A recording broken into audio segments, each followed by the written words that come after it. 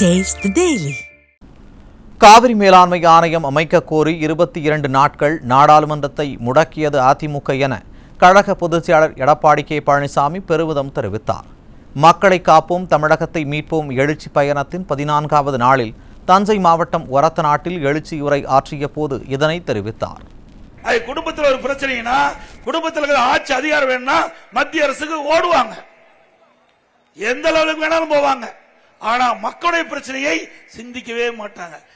இங்கே மேகதாதுல அணை கட்டிட்டா டெல்டா மாவட்டம் பாலைவனம் ஆகிடும். இந்திய அண்ணா திராவிட முன்னேற்ற கழகத்தை பொறுத்த வரைக்கும் இன்றைக்கு இதே உச்ச நீதிமன்ற தீர்ப்பு வந்தது.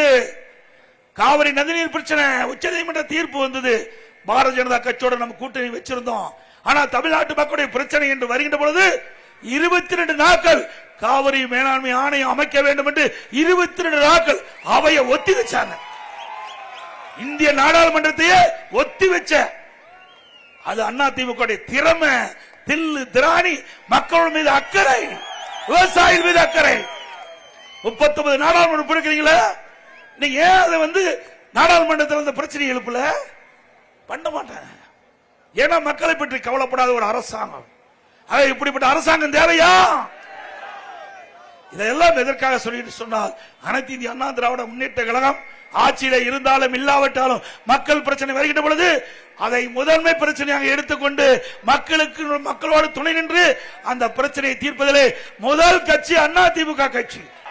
நல்ல ஆட்சி தமிழகத்திலே மலர வாக்களிப்பு இரட்டலட்சணை என்ற நேரத்தில் தெரிவித்து தினம் திராவிட முன்னேற்ற கழகத்தை பொறுத்த வரைக்கும் ஏதாவது ஒரு குழப்பி நம்ம கூட்டணியை உடைக்க பார்க்கிறாங்க. திரு ஸ்டாலின் அவர்களே, நீங்களும் சரி, உங்களுடைய அமைச்சர்களும் சரி, உங்க கூட்டணியில் அங்கம் வைக்கின்ற கட்சி தலைவர்களும் சரி, எந்த காலகட்டத்திலும் அனைத்து இந்திய அண்ணா திராவிட முன்னேற்ற கழகம் பாரதிய ஜனதா கூட்டணி வலிமையான கூட்டணி, வெற்றி கூட்டணி. 2026 சட்டமன்ற தேர்தலில் அதிக இடங்களிலே எங்கள் கூட்டணி வெற்றி பெறும்.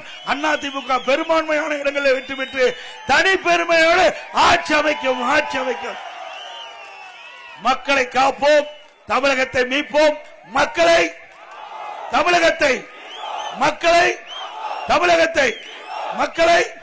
தமிழகத்தை ஸ்டாலின் திமுக மாடல் அரசு ஃபெயிலியர் மாடல் அரசு ஆகி போச்சு. Bye bye Stalin.